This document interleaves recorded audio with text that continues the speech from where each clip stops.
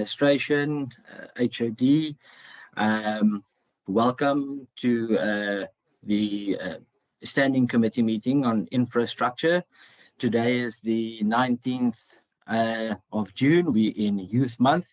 And I'm really looking forward to the items that we will be discussing today. I think before I start, if I can just ask the members to quickly introduce themselves. Good morning, Chairperson. It's Dave Bryant, member of the committee. Good morning, Chairperson. Leon van Wyk, member of the committee.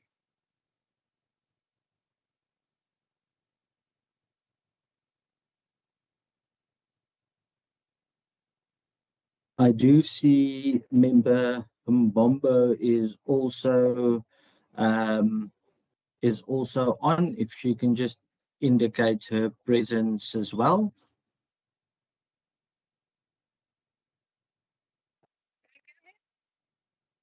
Okay, I can hear the sound is perfect. Thank you very much. Thank you very much, Member Mbombo. And there I see Member Lackett has also joined now. Member Lackett, if you can maybe just indicate your presence. Good morning, Chairperson. Good morning, everybody. Good morning.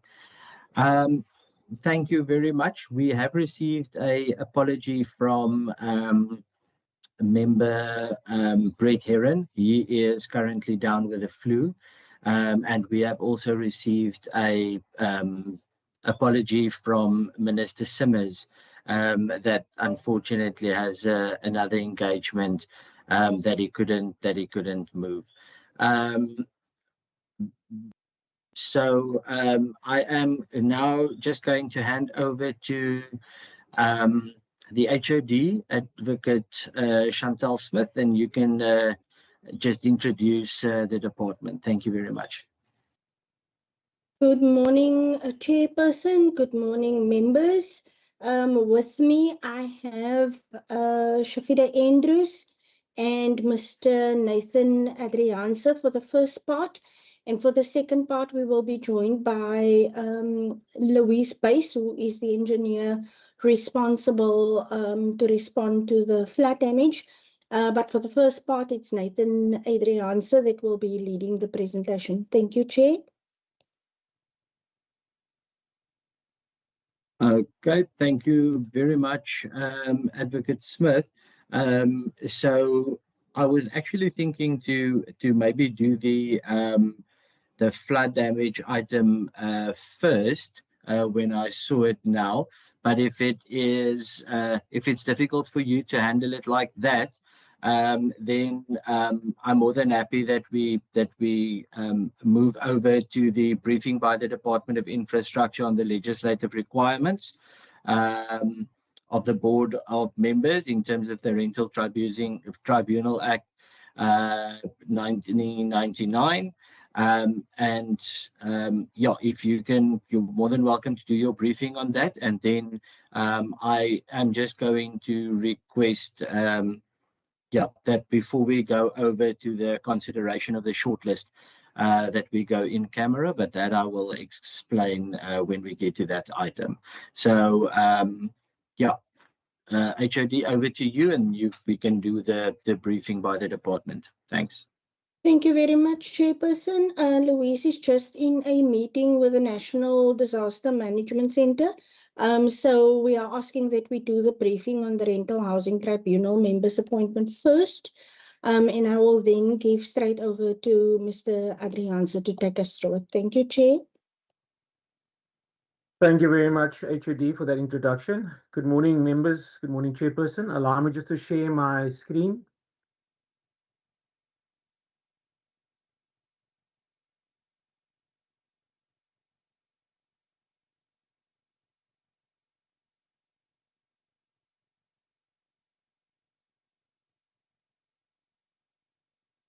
Chair, can you see my screen? Yes, sir, we can see it. Thank you very much. Thank you very much. Presentation mode, Nathan, please. Thank you very much, HOD. It's a presentation mode now. Correct. Yes. Thank you. Thank you for the opportunity to present to the committee the process which we follow to fill the vacancies which exist within the Rental Housing Tribunal. I have a very, very short presentation, members. The content of the presentation will look at the current tribunal members and their term, the process which we follow in terms of advertising and interviewing, and then the consideration of the shortlist for the appointment of nominees for the vacant positions. The purpose that we bring to this committee is the filling of 4 ordinary members and 2 alternate member positions. The composition of the tribunal as set out in the legislation, the Rental Housing Act of 1999, and here we have an extract of Chapter 4, particularly Section 9, which deals with the composition. The tribunal consists of not less than 3 and not more than 5 members who are fit and proper persons appointed by the Provincial MEC, and comprises a chairperson who is suitably qualified and has the expertise and exposure to rental housing matters. Then we also need 2 or more members, not more than 4. At least 1 and not more than 2 will be persons with expertise in property management, housing development matters. And then at least one and not more than 2 shall be persons with expertise in consumer matters. We also require a deputy chairperson to be appointed by the MEC. And then important to note, members, is that the Rental Housing Act requires that a vacant position be filled within 3 months. And we come to this committee on the cusp of the termination of these members. The term of office concludes at the end of June. Allow me then to move to the next slide, which will show you the current tribunal members and the term of office which they have. These members were all appointed in 2023, barring Mr. Clinton Poole, who was appointed in 2024. Important to note also, if you look at the deputy chairperson who has served 2 terms, as well as Ms. Africa who has served 2 terms. We will, in later slides, we'll talk about the term of office. Mr. Poole joined us in 2024 after a vacancy occurred within the tribunal, and therefore his term is slightly different, but still expires the end of June. The process which we followed in terms of advertising, the department took the decision to start the recruitment process in 2025. We advertised extensively in the traditional print media, and here you can see the Cape Argus, Die Burger, and Vukani. We also advertised on our departmental website and on various social media platforms with a closing date of the 28th of November at 4 o'clock. This slide just gives you the members an indication from left to right of the various advertisements. On the left, we advertised on our departmental website, Department of Infrastructure. In the center, you have the advertisement which ran in the August. And then on the right is our Facebook post on the social media platform to advertise these vacancies. Then just to say that in total, out of all of that process, advertising for that entire month, we received a total of 14 nominations, and here we present to the committee the nominees, the 14 nominees.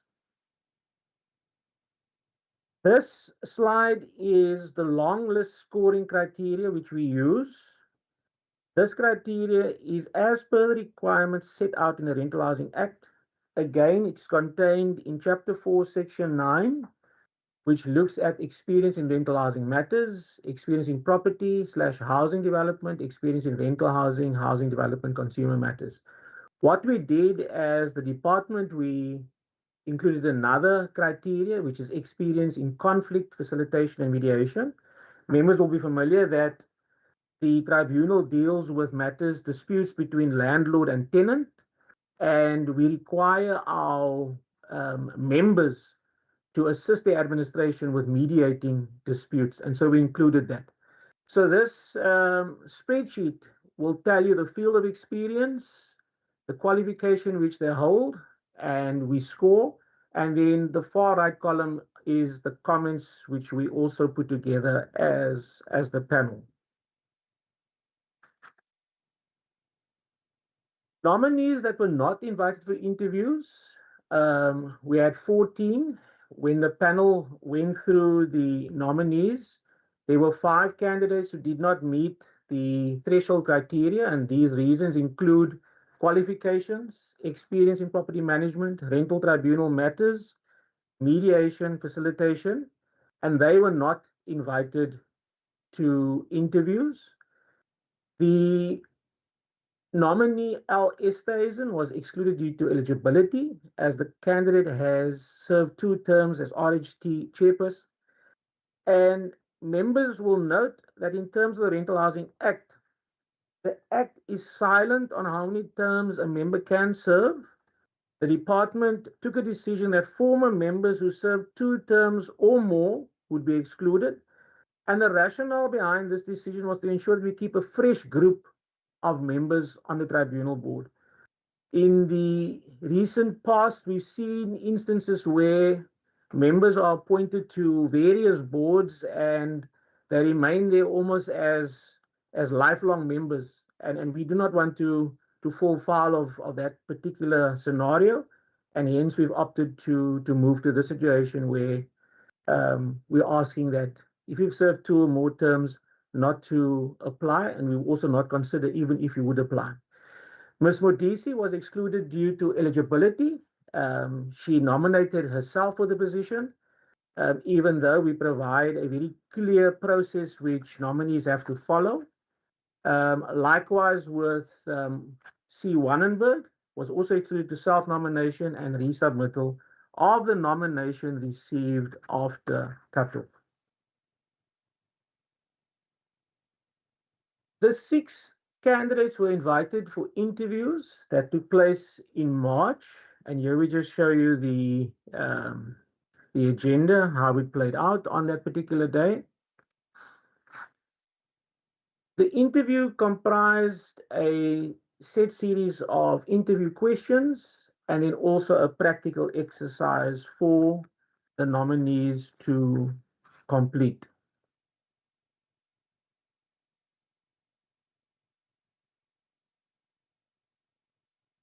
Members, just again to reiterate what we need to consider, that we need to appoint not more than 5 members who are fit and proper persons, and they comprise the necessary skills and expertise and exposure to the rental housing matters. That is again confirmed in the Rental Housing Act, the composition of the tribunal in Chapter 4.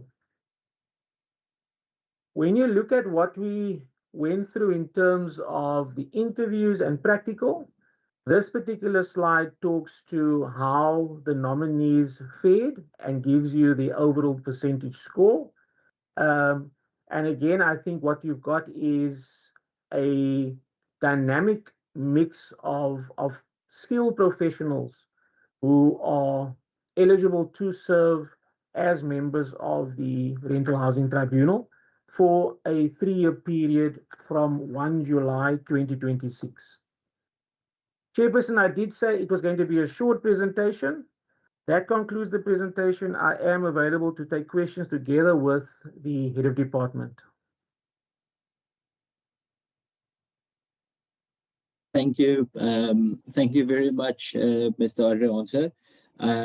Just for clarity, I assume you have now handled the briefing as well as the consideration, how you got to the short list from the long list. That was those last 2 slides, comprising of the interview score and the practical scores. That is correct, Chairperson. Perfect. Thank you very much, members. I'm now going to allow for questions. I see we've got hands from Member Petrus first, and then Member Lacker, and then Member Van Wyk. Good morning, Chair and colleagues. Chair, I want to know from where are the the people who are shortlisted. And maybe all the people who are on the long list, from where are they? Are they all from within, are they spread across the Western Cape, or is it only in the metro?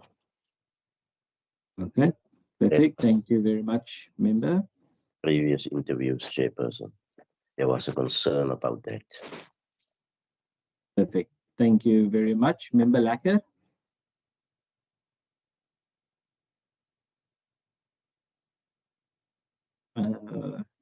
Member Lacker, your hand was raised. I'm not sure if you are covered. No, thank you. Okay, you can move. You can go on. Thank you, Chairperson. I want to check, Chairperson, in terms of the declaration on probably conflict of interest. Did all candidates that have applied submit any documentations or any declarations of conflict?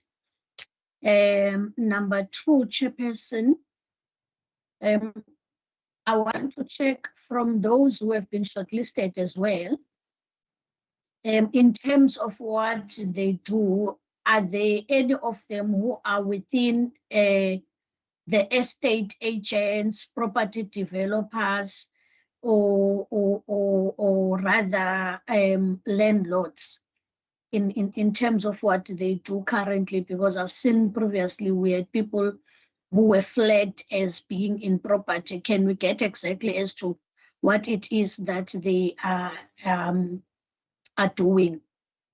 Then the last one, Chair.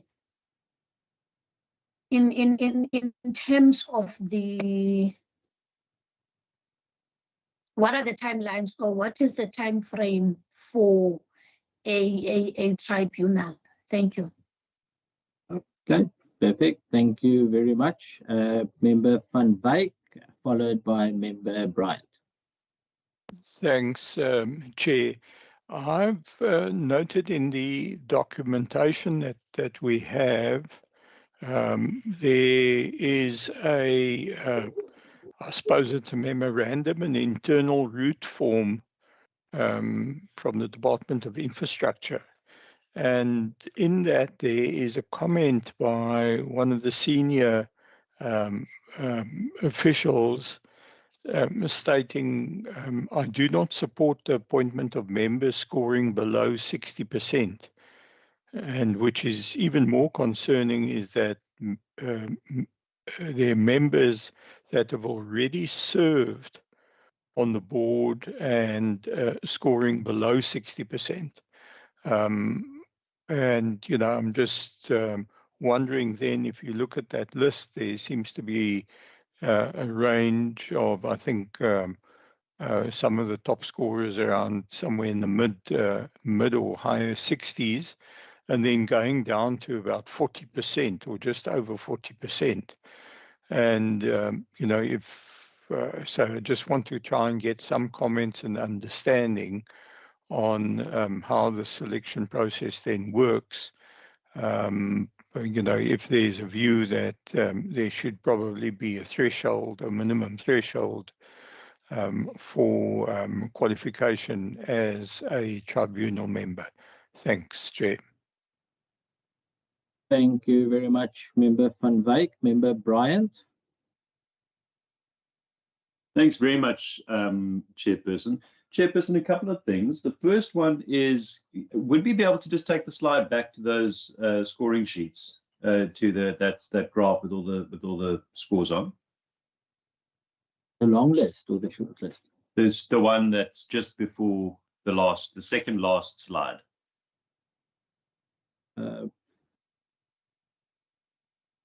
That one, yes. Okay.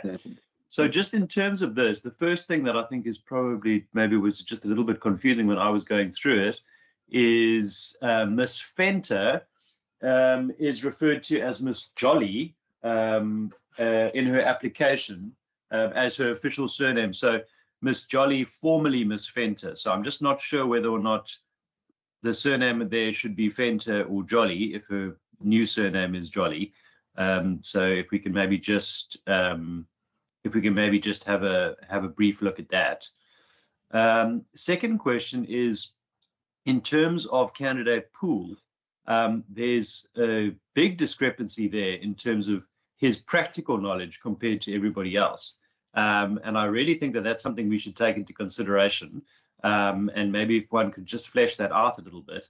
In terms of the interview, scoring 54, but the practical 82. So, I mean, I know he is currently sitting second, but I really think it's important for us to maybe just discuss that candidate as well. And then just in terms of the interview process, I don't know how to pronounce the surname, Lempereur. I'm just looking at the score sheets. There seems to be, because I was quite surprised for somebody who previously had experience and had served on the tribunal, to have such a low score. A lot of the scores are almost identical from the different interviewees. Was this done as a kind of consensus at the end, where there was a score matrix and everybody agreed on a score? Because they all seem to be identical in terms of the individual scores. So if you can just flesh out that process as to how one got to that score. Everybody had 18 out of 35, for instance, for that candidate, and each of the individual scores were exactly the same. So just how that process worked, so we are in the same, all in the same boat when it comes to the understanding of that. Thank you so much. Thank you very much, Member Brian. Through you, HOD, I don't know if you're going to handle it, and if Mr. Adrianse is going to handle all the questions. Thank you, Chair. So Nathan will respond, and whatever he then passes or delegates upwards, I will deal with. Thanks, Chair.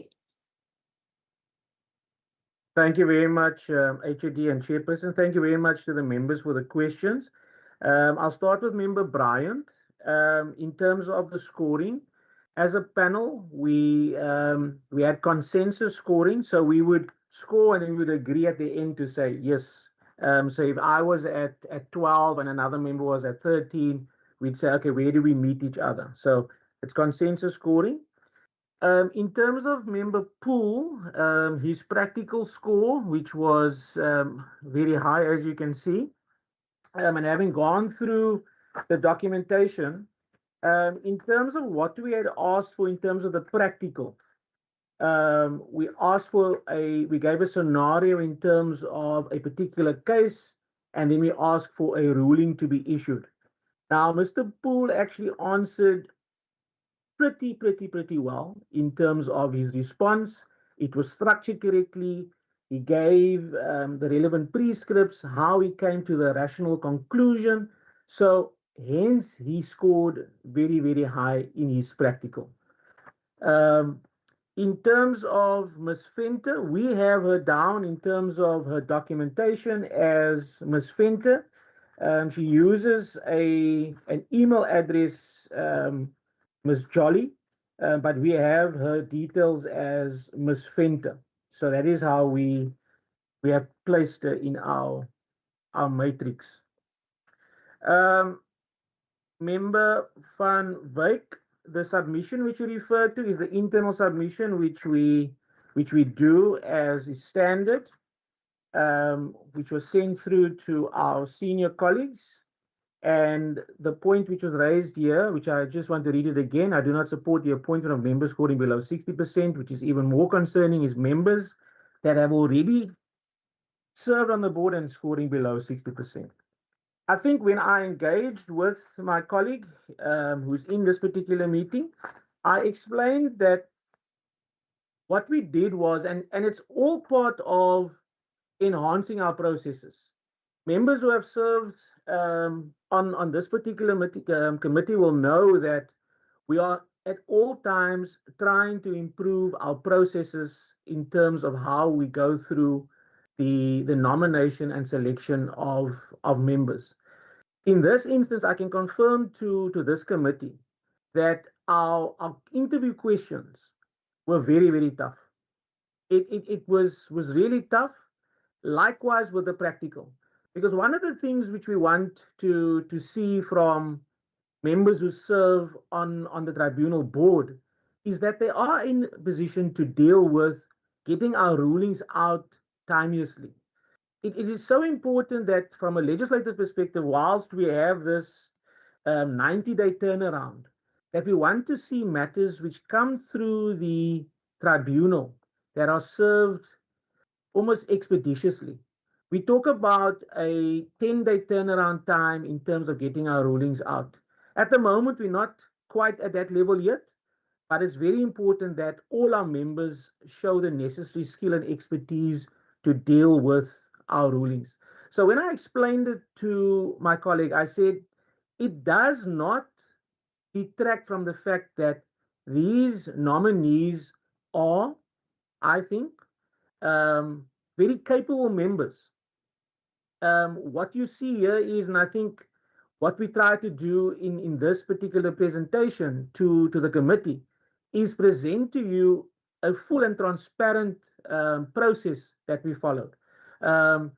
It would be amiss of us if we did not show you how these members scored, and that's why, again, in the bundle which was submitted to the committee, it gives you all the comments from panel members and the individual scores. And I think that from our side, we are more than confident that these members will be able to do what is set out in the legislation in terms of hearing matters, adjudicating matters, and ruling on matters.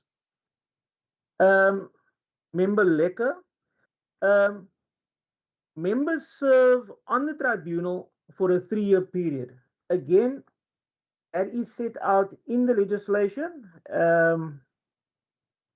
It's in the chapter 4, section 9, number 4.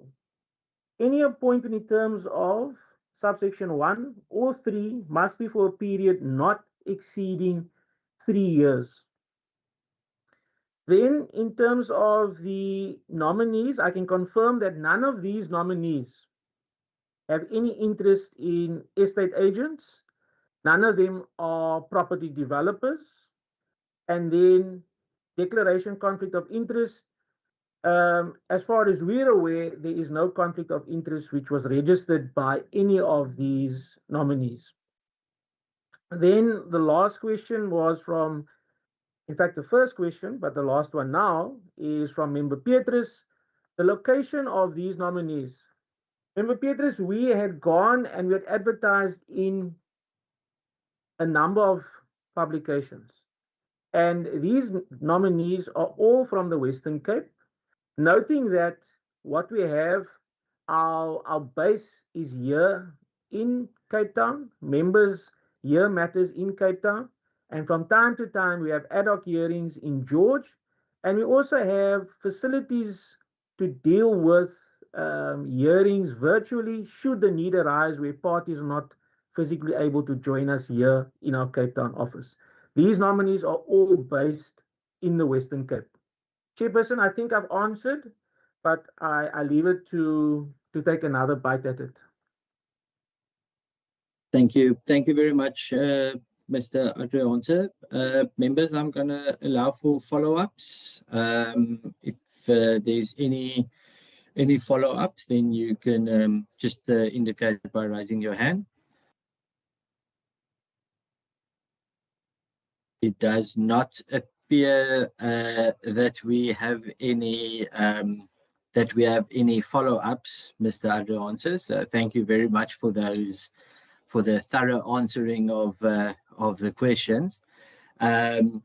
Members, we will be discussing our report and putting our report together when we do the resolutions at the end of the meeting. If that is in order, then we can deliberate further on some of these on some of the matters should there be a need. So we can then move over to the following item, which is the briefing by the Department of Infrastructure on the damaged infrastructure resulting from the adverse weather conditions in the Garden Route and the Central Karoo. HOD, are you ready for us? Has the member Bryant, I see your hand is up. Sorry, Chair, just a procedural question. I just wanted to find out, so in terms of the previous item, do we have to make a recommendation or a resolution that we support the matrix, or what is the, is there something that's required from us in terms of that, or are we going to do that later on when we get to action items? We're going to do that at the end of the meeting when we do the consideration of the adoption of the minutes, etc. We can do that when the department has excused themselves. So we will then draft a letter of recommendation that is sent through to the minister, and we then handle it in that manner. Thanks, Chair. Perfect. HOD, over to you if you are ready for us. Thank you very much, Chair. Louise is in the meeting. I will go and hand straight over to Louise to brief the committee on the flood damage. Just maybe a little context to say, Chair. It is the intention of the department to brief the committee when we have made the assessments and we know more around each of the other regions. Today we will address, we will give some general information, but we will specifically be focusing on Garden Route and Oudtshoorn. So from time to time we will come back, noting that what we are going to share today is what we know for now. And as we know more and we have more updated information, we will also be sharing that with the committee. Having said that, Chair, I'm going to hand over straight to Louise.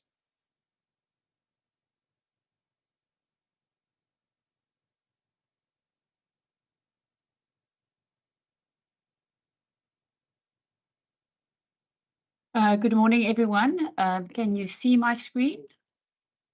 Yes, thank you very much. Okay, so HOD Smith just asked me to provide a brief overview of the current flood damage situation, specifically relating to the provincial road network. So while I will try my best to provide a comprehensive summary, it is important to note that the full extent of the impact is still being assessed. And it is difficult to fully summarize given the scale and the widespread nature of the damage. As you know, between 5 and 13 May 2026, the Western Cape experienced 2 successive severe weather events that resulted in widespread damage across the province.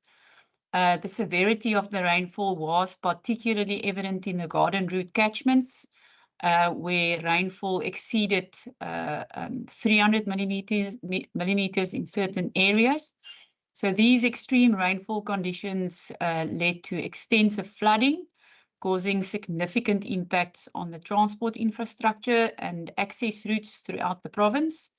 The impact of the events worsened in Garden Route specifically because of a third weather system that occurred before recovery efforts from the first event could actually commence.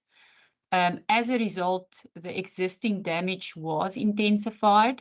Emergency response resources were placed under additional strain, and the overall extent of the disaster increased substantially, extending the infrastructure repair timelines.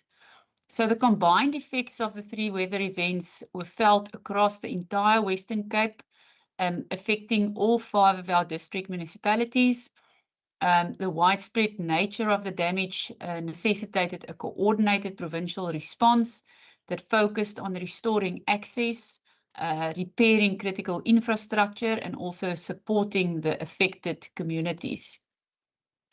So more than 230 of our provincial roads were closed at various stages during the events as a result of the flooding, and the associated infrastructure was damaged. The closures affected both the strategic transport corridors and local access routes, creating significant challenges for the communities and the businesses, and also for our emergency services and freight operators. So the damage sustained was extensive and it varied in nature.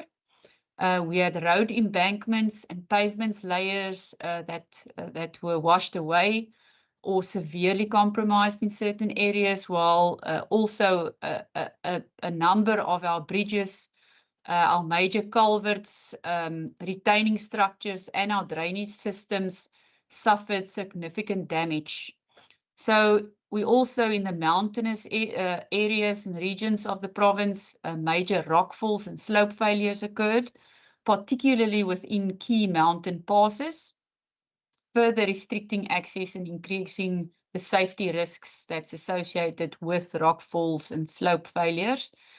The gravel road network was especially hard hit with widespread erosion, washaways, and loss of the roadway sections. So at the height of the disaster, several communities were isolated temporarily due to the road closures and damaged crossings.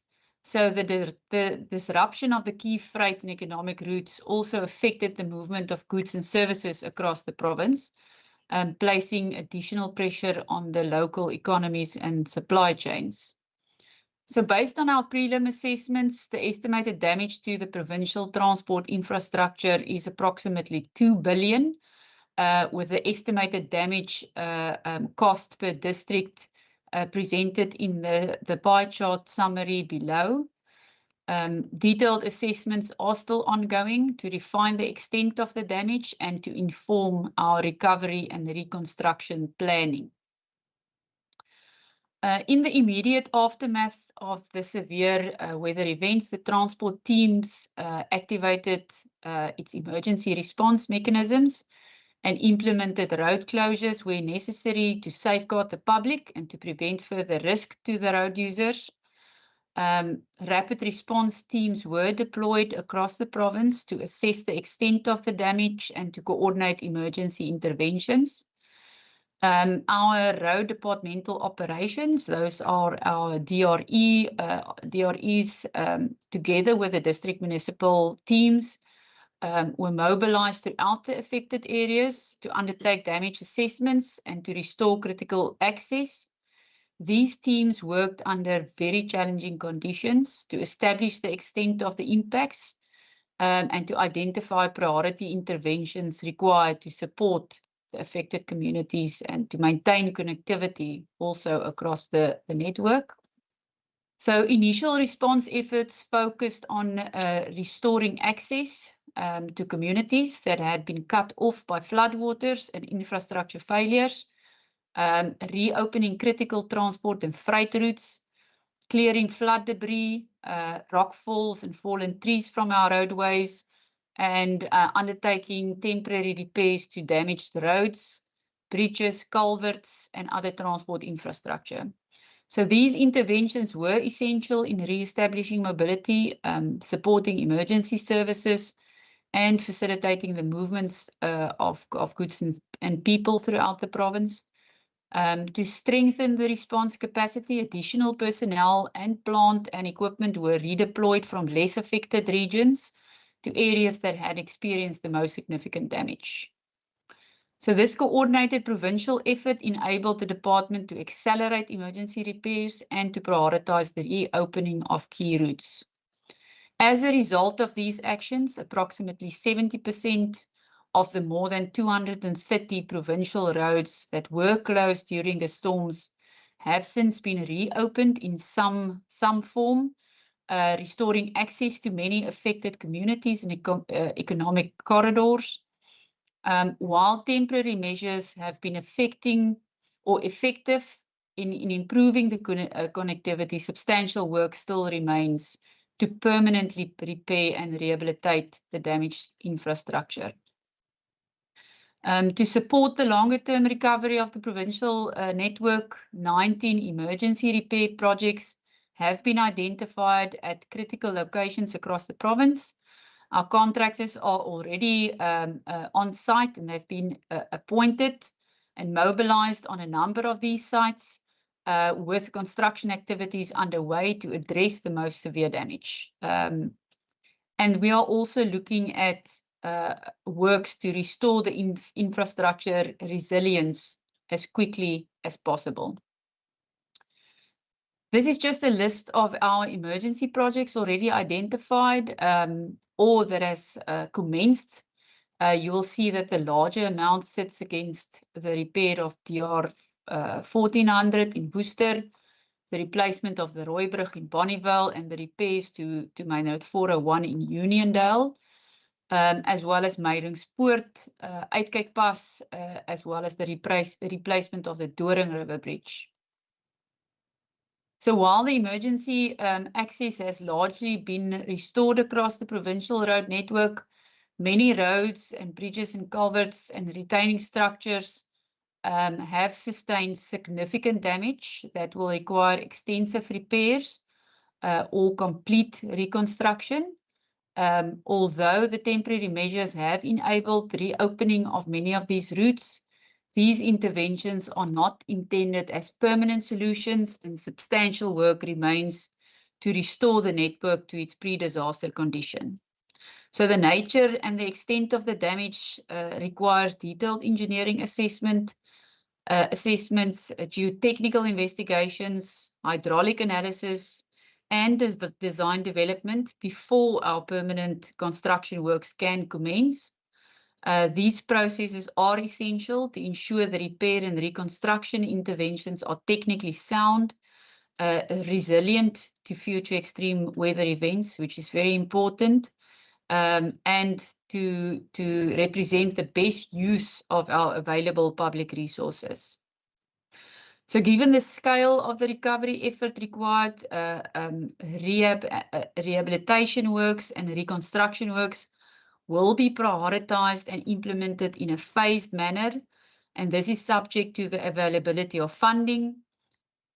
Priority will generally be afforded to critical economic and strategic transport routes, roads with no viable alternative access or lengthy detours, and high volume traffic corridors. That's essential for the movement of people, goods, and services across the province. The extent of the damage significantly exceeds the department's current budget allocation and delivery capacity. As a result, additional funding will need to be secured to support the full recovery of the provincial transport network. So even with the additional financial support, the scale and complexity of the required interventions mean that complete recovery is expected to take several years to achieve. Should additional funding not be secured, the department will be required to redirect resources from planned maintenance and capital infrastructure programs to address the disaster-related repairs. This would inevitably impact the implementation of our planned projects and maintenance activities across the broader network, resulting in accelerated infrastructure deterioration, even reduced levels of service, and a growing maintenance backlog, and that will require significantly greater investment to address in the future. As you know, the Brede River area experienced significant damage during the May 2026 flood events, with particularly severe impacts recorded on Trunk Road 22 Section 1 and Main Road 201. In response to the damage, a contractor was mobilized to site on 12 May 2026 to commence emergency repair works and implement measures aimed at restoring access as quickly as possible. Through these efforts, Mitchell's Pass was successfully reopened to traffic under controlled traffic accommodation measures on 16 May, and that allowed the route to resume its critical transport function, while we are now looking at the permanent repairs to that road. Preliminary assessments estimates the cost of this repairs between 22 and 30 million. Detailed investigations and design work are ongoing to refine the scope of the required interventions and to ensure that the reconstruction measures improve the resilience of the route against future extreme weather events. The photo on the left was during the flood, showing how high the water actually came down the Breda River. The contractor has since started to build back the approaches with the initial plan to open the road to traffic early in June. If everything goes well or went well, the engineering team was, however, aware of structural cracks on the ear walls, monitoring it closely to see if any movement occurs during the full operations. The primary purpose of the ear walls is to provide support to the and protection to the breach embankment and approaches. So it is quite important. Unfortunately, following a structural assessment during construction, it was determined that the ear walls had to be demolished and rebuilt, and that added 6 to 8 weeks to the reopening of the road and the bridge to traffic. We have installed temporary pedestrian access, although pedestrian movement within the construction sites is not always very ideal. This is due to safety reasons, but the contractor, they are trying to manage the situations on site. Meiringspoort was among one of the most severely affected sections of the provincial road network during the May 2026 flood events. Exceptional rainfall across the catchment area caused the Meiringspoort River to flood extensively, resulting in significant damage to the road infrastructures throughout the port.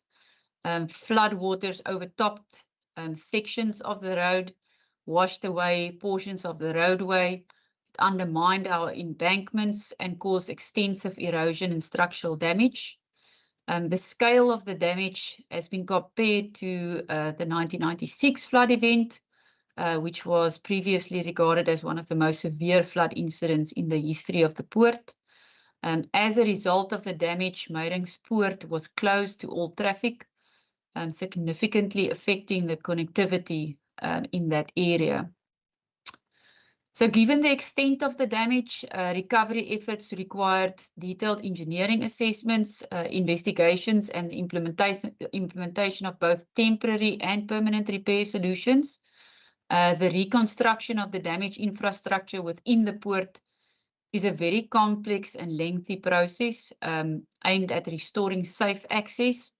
But it's also important for us to improve the resilience of the route to future extreme weather events. The estimated time to build back Meiringspoort at this point is around 26 months, but the program will allow for through traffic under traffic accommodation earlier in the program. We are currently talking to the contractor and the consultant just to make sure that we can do that as quickly as possible. Then the Kango Caves Road, following extensive stabilization efforts, specialist teams were nearing completion of the initial rockfalls that occurred during the 6 May weather event, when another storm hit, impacted the region, and that was between 3 and 5 June. So unfortunately, the intensity of the storm of the third event resulted in additional erosion and damage to some of the prelim stabilization works. This setback does highlight the ongoing challenges posed by a series of extreme weather events. Our specialist geotechnical teams returned to site on Monday, the 8th of June, to resume slope stabilization works. So at this stage, it would be very difficult, and it is a bit premature for us to commit to a reopening date of this road. The department will continue to assess the progress on site and provide regular updates as work advances. The recent storms have unfortunately also impacted and affected the alternative routes in the area. So this is Main Road 401 between Uniondale and Avontuur. As you can see in the photos, it is quite severe, the damage to that section of road. And this is the major culvert that is in Uniondale itself, where the approaches and the access road also washed away. So with all that said, I trust it's safe to say that the team acknowledges the challenges and the frustrations experienced currently by the public. And we would like to ensure or assure all that every effort is being made to utilize available resources as effectively and efficiently as possible to respond to the disaster-related damage, while we are still continuing to deliver on our planned infrastructure commitments. Our teams are working around the clock to not only finalize the designs, putting in place contracts and physically doing repair work. We are also communicating on various platforms to try to keep everyone informed of the progress. At the same time, we also remain committed to progressing the approved MTEF program, which includes critical maintenance and rehab and capital projects across the network. But balancing these emergency recovery interventions with ongoing service delivery obligations requires careful prioritization of our resources, our funding and operational capacity. So we do therefore request the continued patience, understanding and trust of the public as we work to restore the damaged infrastructure. To also keep in mind, we have to maintain safe and reliable transport routes and to deliver long-term infrastructure improvements for the benefits of all the residents of the Western Cape. That is all from my side. Thank you. Thank you, Louise. Thank you, Chair. A few comments, Chair, before I hand back to you. To say that before the floods, the 2026 floods, the roads backlog stood at 32 billion. That's the maintenance backlog. I can confirm that this has been exacerbated immensely by the flood damage. Also to note that the 2023-25 floods, the estimated cost of that was about 1.8 billion. We received a maximum of 500 million. There is no contingency reserve in the department for roads or damage to our roads caused by natural disasters. There is no contingency reserve by the Treasury. They only have what is called unforeseen and unavoidable. And that is a reserve that they keep for all of the type of disasters. Fires, floods, droughts, you name it, that must all come out of there. To mention that for the 2023-2025 floods, in December of 2024, we required 850 million to replace like for like of only 70% of the road network damaged by the floods then. What has happened now is two consecutive two-day floods across the province. The estimated cost of that stands at 2 billion, and we are at the start of the winter season. So this just contextualizes the difficulty of what we deal with and what we have to monitor and how do we decide what is prioritized and by when we go in there. As Louise has demonstrated, it is so that some of our recovery efforts are hampered and sometimes undone immediately by follow-up floods. To also note that even normal rain is rain on rain, and therefore you talk about a ground that is saturated and damage that is therefore exacerbated by normal rain even. We know that the Western Cape is a winter rainy or receives winter rain, and therefore we must be cognizant of the moving parts while we try and recover this. Chair, we have submitted through to the National Disaster Management Centre the estimated damage for the roads infrastructure portion, as well as, of course, to the agriculture space and so on. Just to note that what we have received through local government is a feedback that the National Disaster Management sits with only 600 million rand for the entire country for disasters. It goes to show what we are trying to deal with and what that impact might mean. If we do not get the money, we must still make sure that people are connected to their jobs, that the economy is not cut off, that the economy can still move, and that there is a way for us to get it all started and repaired. But like Louise has indicated, it means we are using our current budget for normal roads programs to deal with disasters. So nothing new, just the replacement of what was there. And then even we will not be able to get to all of it. Even if we reprioritize in the department, remember, nobody can bail out, no program in this department can bail out roads. Roads is the biggest program from a budget point of view in the department.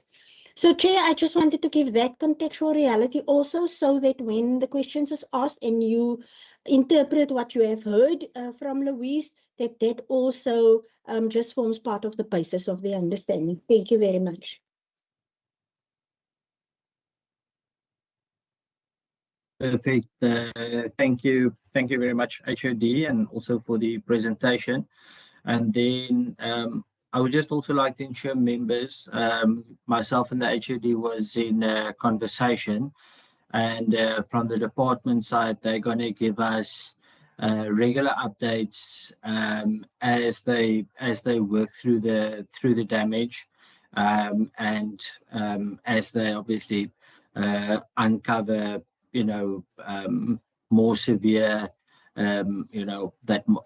issues that might be time consuming, because all the areas, it is difficult to make these assessments, especially on something like Meiringspoort, and the roads across Uniondale, etc. So with that said, members, I am going to hand over to you for any questions. If you can just indicate by raising your hands. So any questions or comments? Okay. I have Member Lacker, followed by Member Bryant. Member Lacker, you can go ahead, and then we'll follow with Member Bryant. Thank you, Chairperson. Let me just welcome, Chair, the presentation that has been done by the officials from the department. Now, having listened to the inputs, Chair, I want to check, noting also the fact that the funding would not be coming from elsewhere, but the department would be using its own or what they have at the moment. And I want to ask, Chairperson, in that regard, are we actually expecting repairs that will be a kind of quick patch, or it will be repairs that would be, that will be rebuilt to be able or enable climate resilience standard? Because I want to check if this money that would be used is not as what would have been expected as per the codes that have been received, what exactly the type of work that will be done. Two, Chairperson, what becomes a concern for me would be a relationship between the department in terms of the preparedness and early warning. What actually is the relationship between the department as well as the institutions that's responsible for climate? What kind of relationship is there, and whether the department receives early warning, and what the department does as and when such early warnings have been received? What does it do in terms of preparing for such? Thank you, Chairperson.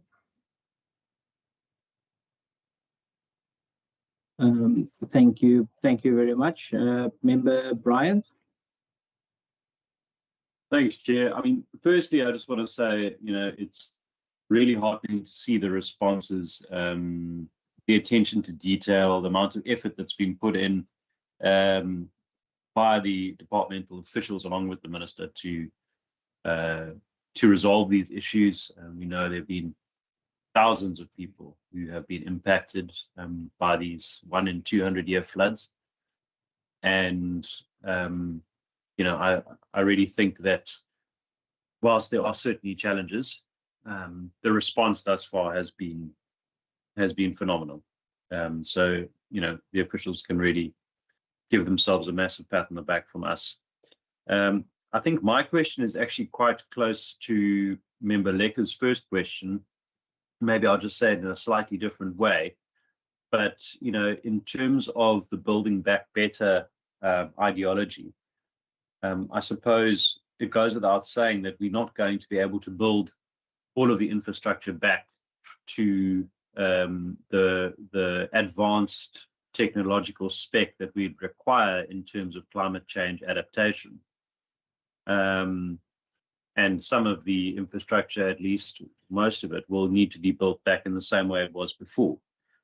So my question is essentially, noting that we could, with the increase in climate disasters that are likely to increase in frequency over the coming years, are these pieces of infrastructure now being monitored more proactively to ensure that when these disasters happen, potentially some other form of mitigation can be put in place to prevent those bridges perhaps from being from being washed away, or infrastructure from being damaged and destroyed?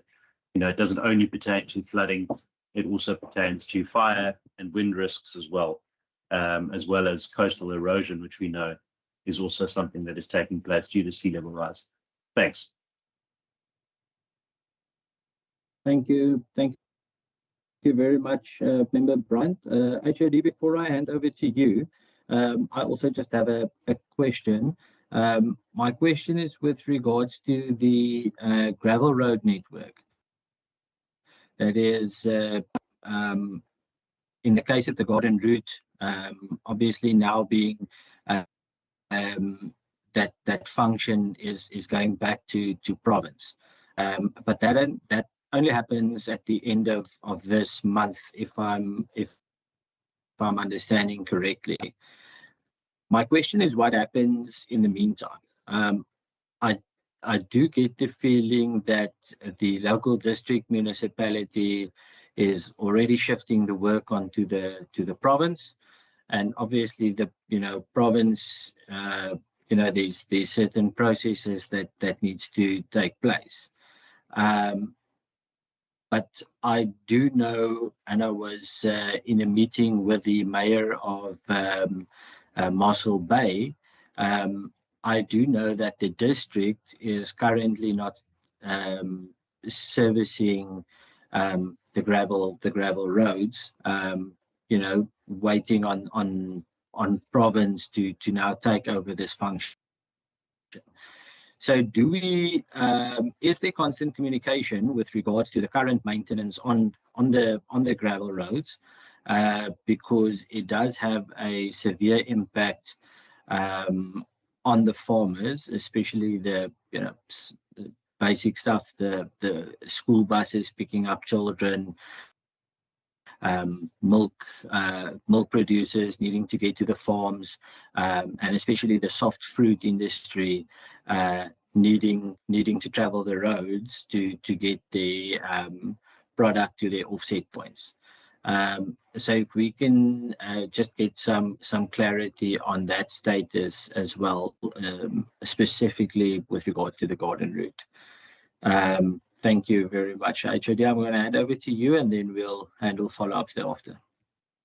Thank you very much, Louise. I'm going to take a first step, and you can interject or add at any point.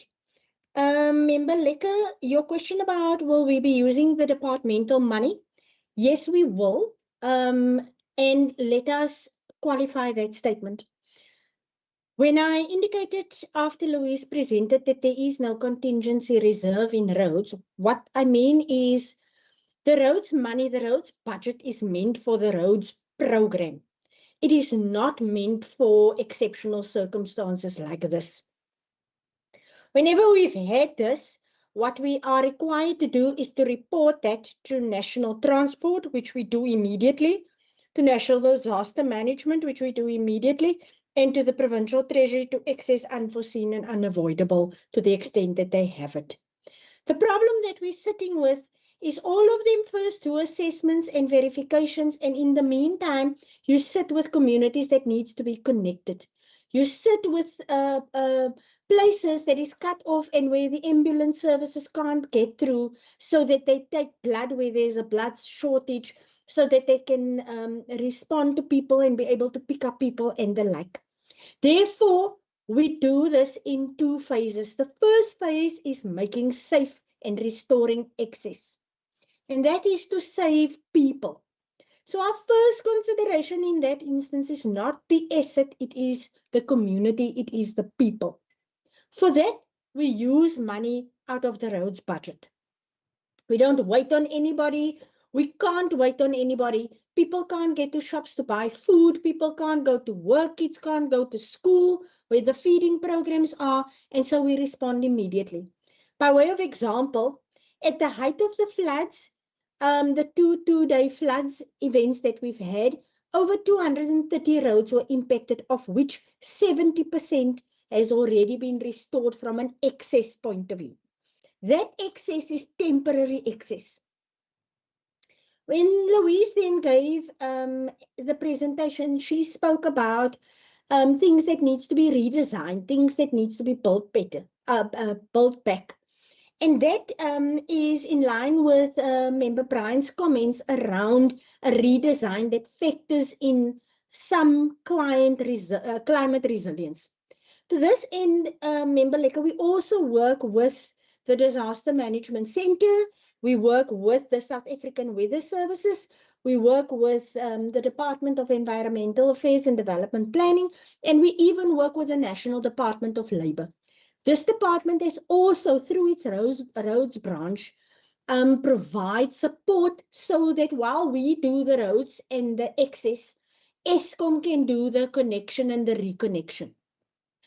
Because we understand from a systems point of view that when disasters hit, then people are left vulnerable, and that is our first port of call. So yes, while we use our own money, we are not saying we are going to use our own money for everything. We are saying we will apply everywhere to the National Treasury, through the Provincial Treasury, to the Provincial Treasury themselves, to the National Disaster Management Center, as well as to the National Department of Transport. But we cannot wait. We can't sit and wait until somebody says, we will give you 2 million rand. We have to think about the citizen. We have to respond in a way that is responsible and responsive to citizens so that they have access. They need to go get their pension. They need to be able to go to work. They need to be able to get their kids to school. And we need to make sure that happens whatever it takes. We understand that what it may take is a delay in the roads program. We understand that, and we are willing to take that risk. Then when it comes to building back better, Member Brian, you're absolutely right. The problem is we can't build everything back better. We take the lessons that we've learned from the damage that we've seen, and we try and build that into the designs and factor it into what are we building, what solution are we bringing to which area, in order for us to be able to respond. But building back better means that we're going to pay more upfront for the infrastructure. If we already sit with a 32 billion rand backlog before the floods, then you understand there is not enough money in the system. That's why we were briefing even this committee on alternative and blended finance, in order for us to respond specifically to the gravel road network, but also to the new infrastructure that is needed. One particular factor that I want to mention that we saw at every piece of damage infrastructure is this. Where river maintenance does not happen, in an event of this nature, nature uses the mess that is in the river, the trees, the salt, everything that has not been cleared, and pushes that against the infrastructure, immediately damaging the infrastructure. River maintenance is not a one sphere of government or a one party thing.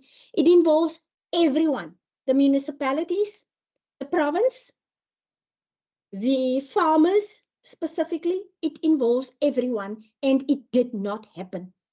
If it did happen, then the damage would be far, far less.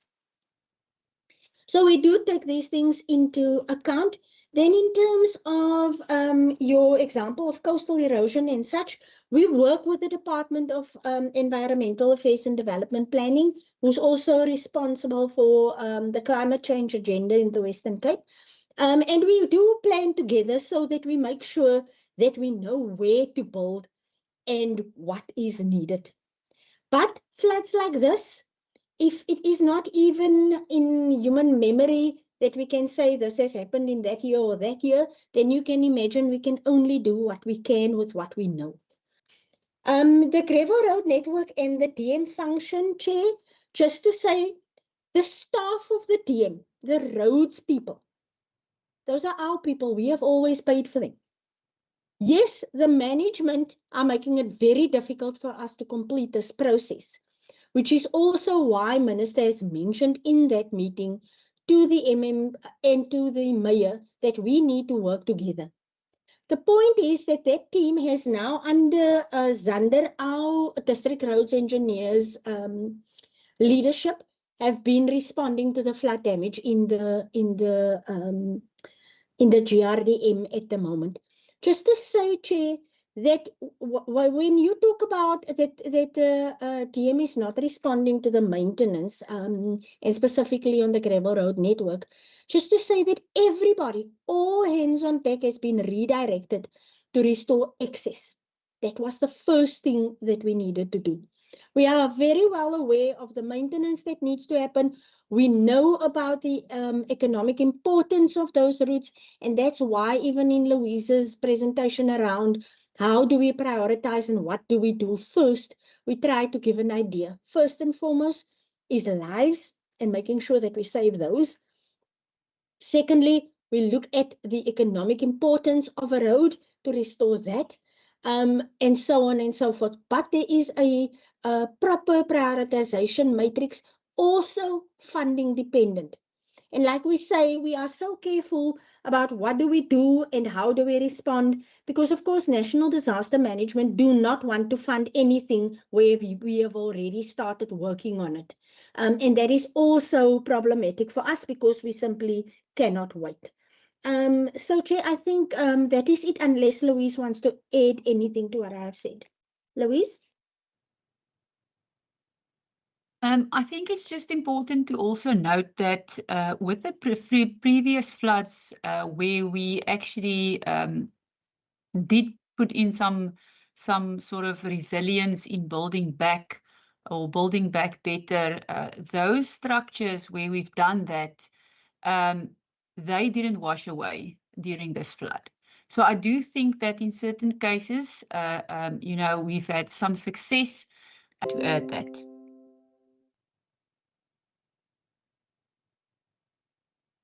Thank you very much. I'm going to allow for follow-ups. I see the hand of Member Lacker. Is there any other members that that wishes to do any follow-ups? It doesn't appear like that. Member Lacker, you can go ahead. Thank you, Chair. I'm happy, Chairperson, that Louise is mentioning the issue of climate resistance when building our roads. And really, that's what we need.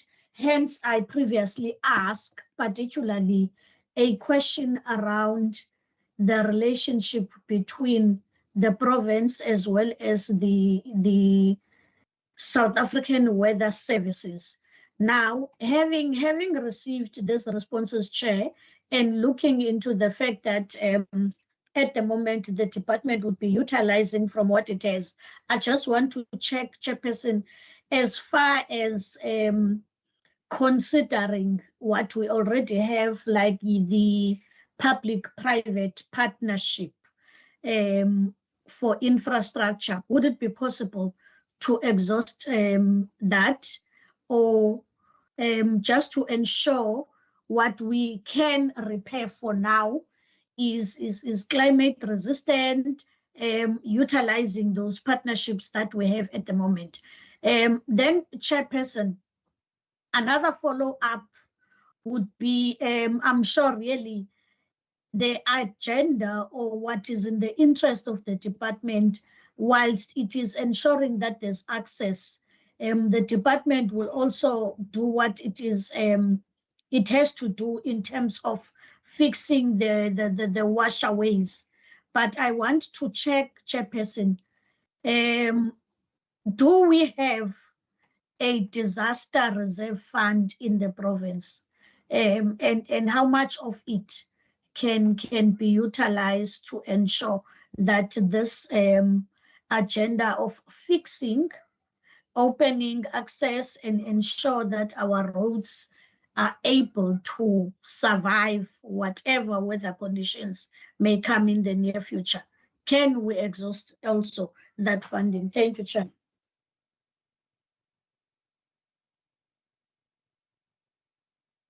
Member Beatrice, I see your hand also went up. Yes, Chair, thank you, and thank you for the presentation. Chair, I have a concern about the Meyringspoort. I know we have an alternative route, I think it is the N9 and N12 to Beaufort West.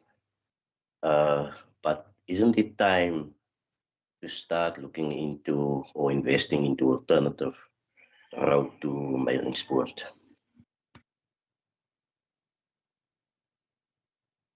Okay, thank you very much. HOD, over to you. Thank you very much, Chair. Just to Member Lekker, when I responded to your first question, I did mention that what we have is we don't have a provincial disaster fund. What we do have with the Treasury is unforeseen and unavoidable, which they use when there is a disaster, then they allocate funding out of that reserve. That reserve is a fraction of what the total quantum of the disaster is at this particular point in time. And I think yesterday the Premier did mention in his Digicon that it stands at about 9 billion and climbing. That disaster funding or the contingency reserve stands at about something like 500 million. It's nowhere near what is needed. And when I responded, I indicated that the first port of call is for us to submit claims and make a business case out for disasters to the Provincial Treasury for that unforeseen and unavoidable fund, to the National Department of Disaster Management, who sits with the disaster funding, as well as to the National Treasury, as well as to the National Department of Transport. So we are trying our utmost, Chair, to tap into every single possible fund that is there to apply, because the allocation thereof sits with the holder of the funding. Then in terms of Meyringspoort, just to indicate, I understand the members' question about isn't it time to consider alternatives to Meyringspoort. You are asking for us to build new infrastructure or consider the building of new infrastructure. As it stands, our infrastructure program with the 2023 floods, 2023 right into 2025, not having been fixed all of it yet, we are experiencing 2026 funds. Even if we were to explore that, finding the funding for those things is very difficult. And therefore, we are exploring loans through the Provincial Treasury. We are exploring partnerships. We are exploring people just wanting to work with us in order for us to do more with what it is that we have. Louise, I'm going to hand over to you if you want to add anything to what I have said. HOD, I think you have covered everything. There's nothing additional that I want to add. Thank you very much. Back to you, Chair. Thank you very much. Members, I'm going to give one last Right at the cherry, if any of the members would like to make a comment or ask a last question on this.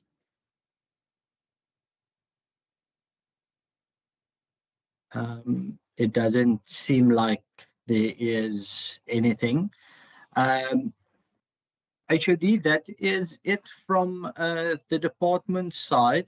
I know you have a lot of work to do in the department with all the damages and roads and assessments and all of that. The committee is now going into, or we're going to quickly do the report and the letter of recommendation for the Housing Tribunal. So you are welcome to excuse yourself. If there's any closing remarks from you, you're welcome. And then you and the department is welcome to excuse yourself. Thank you very, very much, Chair, for the opportunity and also for providing us with a space to share the flood damage impact with the committee. Like I have said, we do undertake that we will come back and share some more once we know more. But I would just like to say thank you very much for everyone in the meeting, for every committee member and for you, Chair. And we do appreciate your cooperation, your guidance, your comments and your questions. Thank you so much. Perfect. Thank you very much. So the department is now can now excuse themselves. Members, that leaves us with the consideration of the shortlist for the appointment of the nominees and the vacant positions in the Western Cape Housing Tribunal. PO, if I can maybe ask you, are we starting with the report? And are you able to flight that for us? Member Petrus, I see your hand is up. Yes, Chair. I don't want to be difficult at this moment. On that report, and you afford us the time to ask questions and to make comments. I didn't ask if we have members from the Western Cape. I know we must have members from the Western Cape. I asked, do we have members? Is it only members from the Metro? And the answer was, all members are from the Western Cape, but we can leave it there. And I also want to go back to okay, let's deal with the report first, and then we can go to the presentation of the roads. Okay, perfect. PO, if you can. Okay, Chair, through you, I'm going to flight the shortlist that the department briefed us on, so that we can just have a look at all of the candidates that they were looking at. I'm not sure if you can see it. Yes, we can see it currently. Okay, so now from that candidate list, I'm now not sure whether members are happy with the scoring that they've provided. I know that Member Bryant mentioned that we should look more at Mr. Poole when we look at the final ranking scores, that we should look at Mr. Poole, who has more practical experience in terms of the chairperson position. Okay, I understand. Member Bryant, is there anything that you would like to add to that, or any consideration in particular that you would like the committee to make? No, look, I mean, I'm not suggesting, one doesn't want to question the interview process. It seems like it was a free and fair process, and the questions were very difficult. I think that's one thing that was noted. But it was more just to draw attention to the sort of quite large disparity in the practical score between that particular candidate and any of the others in terms of the practical aspect. I obviously have no idea who the individual is, or I don't know any of the individuals, so it's purely just a procedural administrative question, and then noting that the final scores were actually very, very close. So I'm not suggesting that there be a change in terms of that ranking, but I just thought it was worthwhile noting that that candidate, I think Mr. Poole, outscored all of the others by quite a margin, around about 20% when it came to the practical aspect. So just for noting. Thanks. Yes, thank you very much. So, Chair, through you, when we look at the report and our recommendations, taking note of the fact that Mr. Poole has scored quite substantially well and well above everybody else, when we nominate, because we have to nominate a chairperson, a deputy chairperson, 2 ordinary members and 2 alternate members, how would the committee like to structure, giving the current nomination list that we have over here? Okay, we're gonna get there now. I would assume that what Member Bryant effectively said was, although there is a discrepancy in terms of the, not a discrepancy, it's worth noting the score on the practical, that you know, it is still a that the whole of the interview process. So and that it seems to have been a free and fair process. So my assumption would be that, you know, one uses the base scores and then you work your way down. That would definitely be my proposal. But Member Van Wyk, I see your hand is up, and then Member Lekker. Yes, thanks, Chair. I think you are probably trying to deal with some of the issues that I'm sort of confronting right now, because I think there has been in that bottom left corner, the area that has been colored in now is ranking in terms of final score. So that goes for a ranking from 1 to 6. Now, as I would understand it, this tribunal consists of 5 persons, and then we move on to alternates thereafter. You know, I think there meant to be something like 2 alternates, if I'm correct. And I suppose what, and I'm just also trying to clarify the process now, is that we've got a short list, in other words, of 6 persons, and they are in ranked order. And I would imagine, though, that is what we would need to then take into account. I think I'm reasonably satisfied by the explanations that were given earlier on in terms of, for instance, the individuals on the list over here. That to me, it would appear that the shortlist that we have before us is has then satisfied the requirements of the department, and that we just effectively need to take it from there. Thanks. Thank you very much. Member Lekker?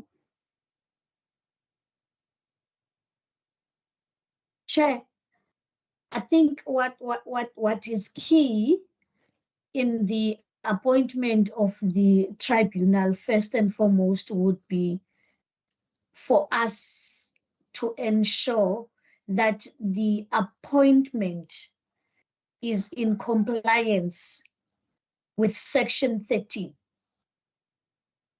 Meaning, if we are to appoint a chairperson in line with Section 13, it says that particular person who's going to be the chairperson must have a legal background. Now, I'm mentioning this so that in whatever principle we are applying, it is in line with Section 13, because in case tomorrow we get to be challenged, or I wake up and decide to submit a complaint to the office of the MEC. The first thing that I will point out would be the fact that whoever has been appointed as a chairperson, first and foremost, does not have the legal experience or qualification. So ours, as in when we're looking at this, whether it's practical experience or their performance in the interview, it must be in line with that. So that would be my first submission, chairperson, in whatever arrangement we're going to do in terms of the appointments of this tribunal. Thank you. Okay, thank you very much. Pimbalakal, your hand just went up again. I'm sure it's a legacy hand. In actual fact, Chair, I wanted to lower my head. Okay, perfect, thanks. Okay, so Pio, if I look at the hard copies that we received, and I sort of carry the sentiment of member Bryant with regards to that the scores on the practical, that was the candidate pool scored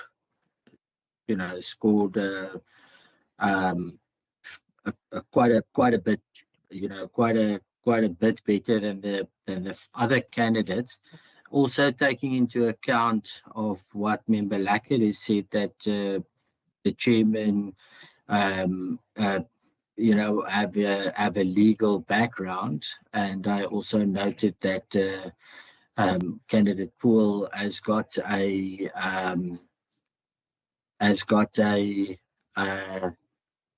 he's an attorney by profession. Am I then, are we in order if we then suggest that the candidate pool is then we nominate him for chairperson of the board, deputy then Venter, and then score the rest as the in that order? Would that suffice if we do that?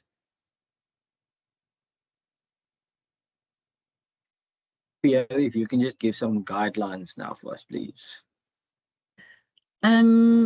Yes, Chair.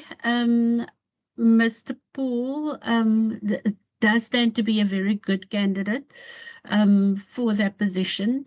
And then just my opinion, if members so should decide, as Ms. Venter or Ms. Jolly has scored as the highest scorer, but with the experience that Mr. Poole currently has, that Ms. Jolly then maybe be considered as the deputy then, if members decide that Mr. Poole is a good candidate as the chairperson. Okay. Member Van Wyk, I see your hand is up. Yes, Chair. I think that is what Pio has just mentioned, probably goes along with what my thought process would be then, that we would propose Mr. Poole as the chair, and then Ms. Venter as the deputy chair, and then follow down in the order of the ranking that we have before us.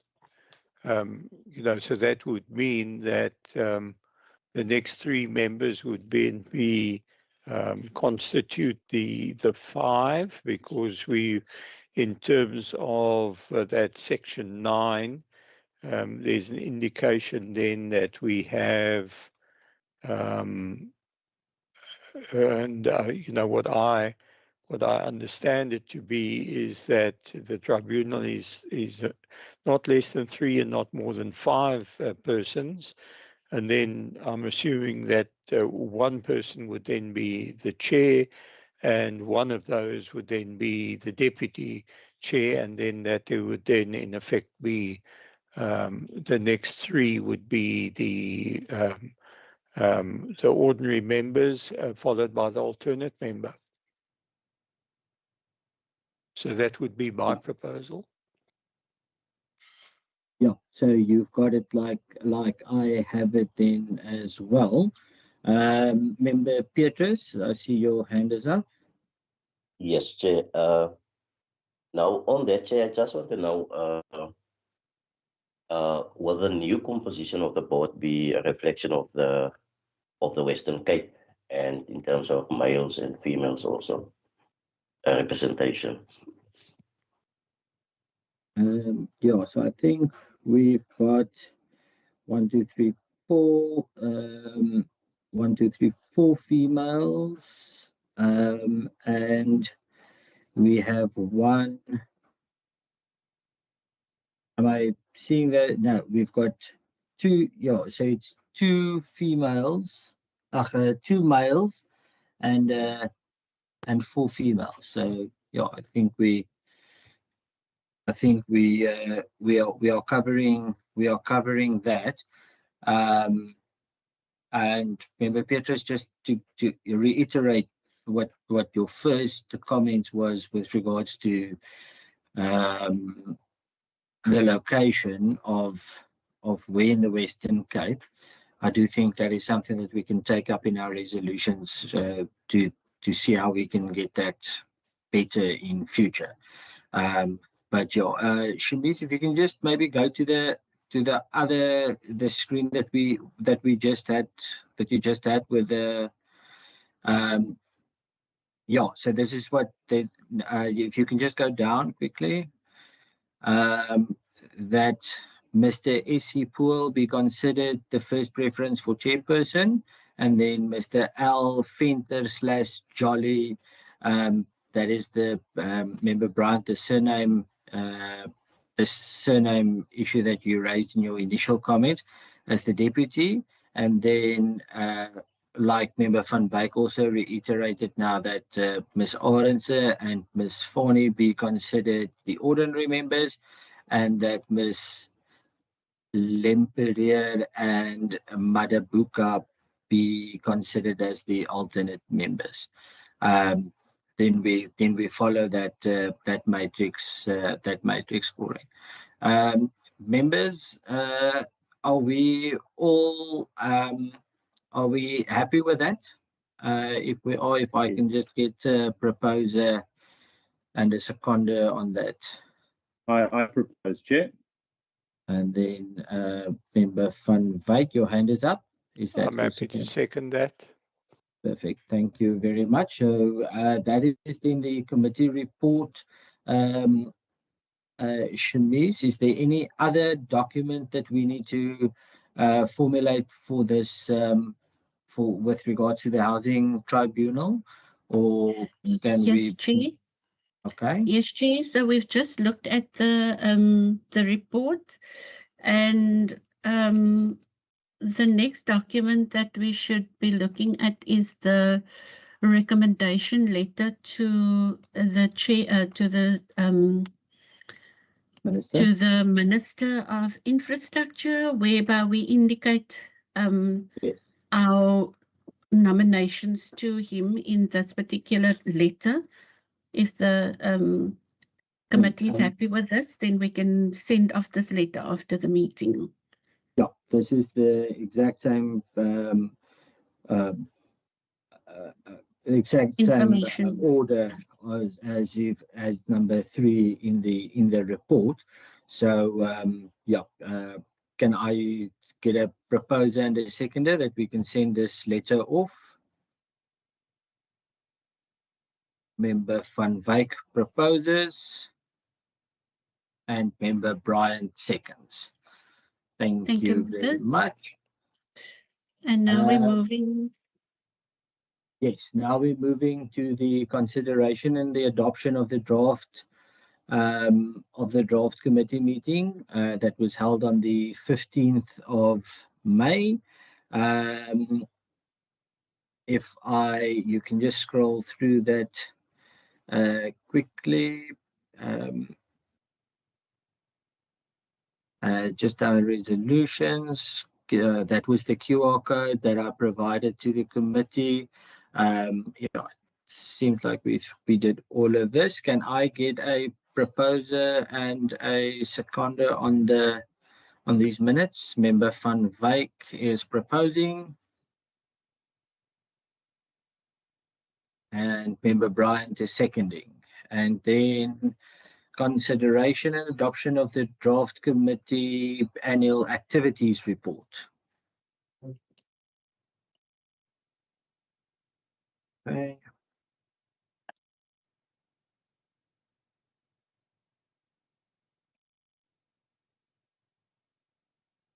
So this is just all. This is the activities, etc., that we undertook in the garden route, and a summary of all our committee meetings. And it just at the end states was allocated a budget of 186,111 rand, which was subsequently adjusted, and for this period we incurred just over 200,000 of expenses. If I can get a proposer and a seconder for that, please. Member Van Wyk. Assume you're proposing, and Member Bryant is seconding that. Thank you, members. That's it in terms of the adoptions. And now we're heading just the actions and the resolutions, members. Member Van Wyk, I see your hand is up. Yes, Chair. I think apart from the explanations and the discussion that we did have from the department, which I think is we certainly welcome that, and I think we need to probably just mention or congratulations and thanks to the department for the work that they have undertaken under very difficult and pressing conditions over the last 6 weeks as a result of the storms and in dealing with all of this damage.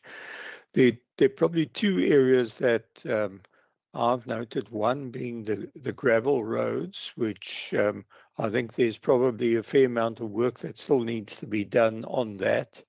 And we could probably ask for some form of report on those damages in due course without placing immediate pressure there, because I think there are probably enough pressures at this stage that we can just get an understanding of that level of damage. And then the second area that did strike me as well was the comment relating to the vegetation within the river sources, the river courses as such.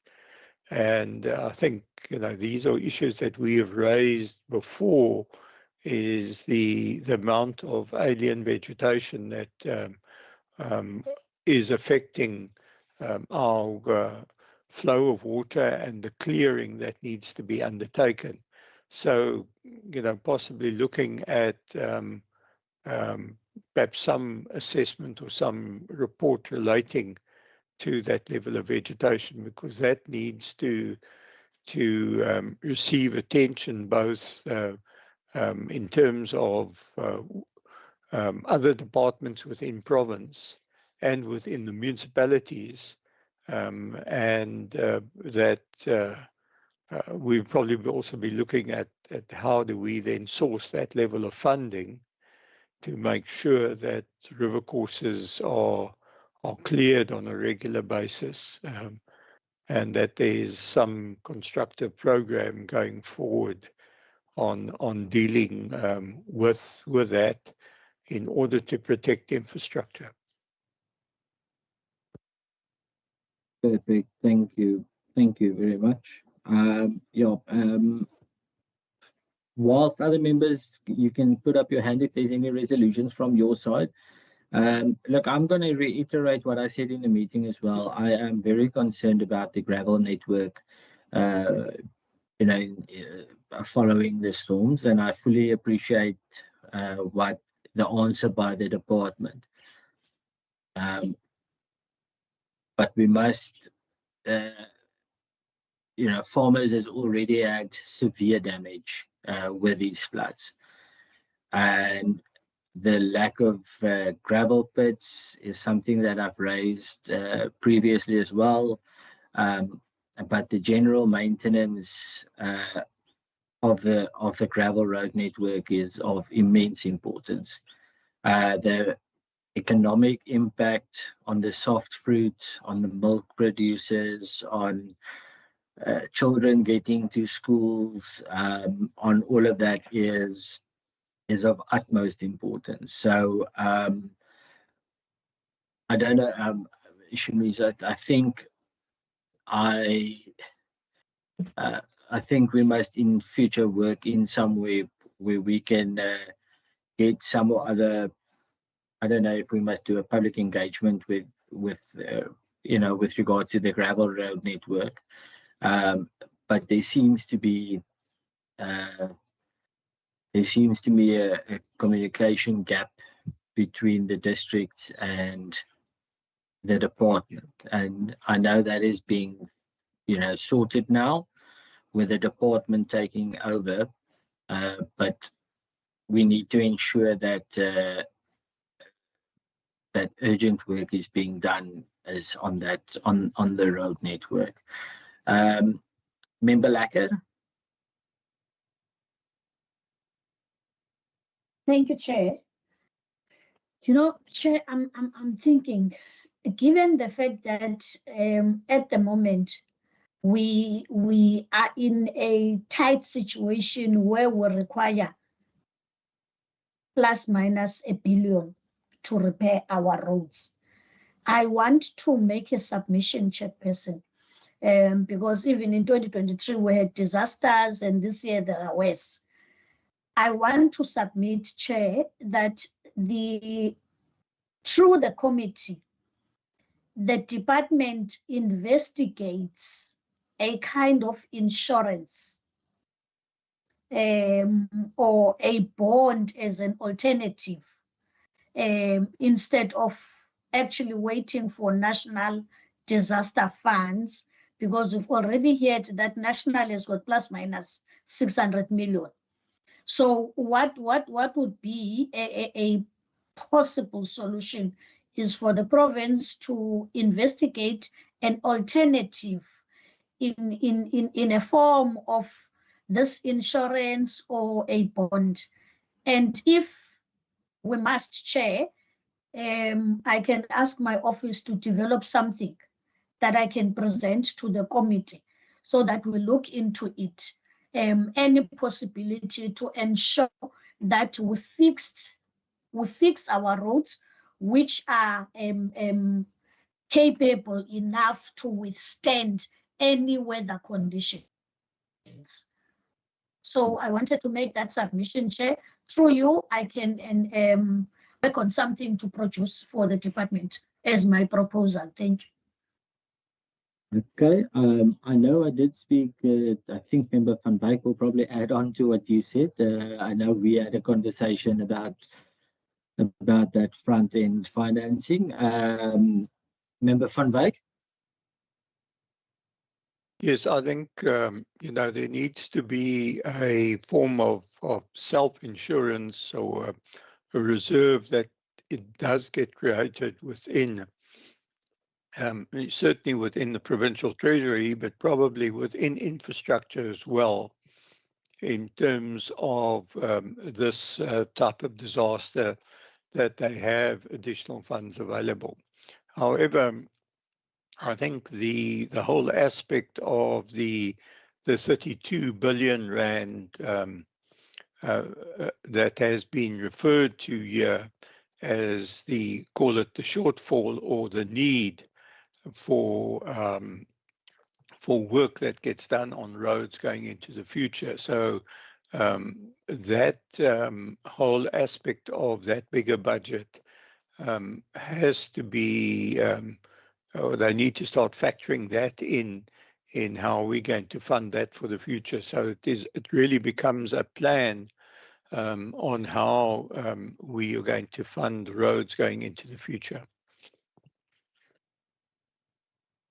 Yeah, no, definitely. Yeah, I think that's going to be a very interesting conversation going forward.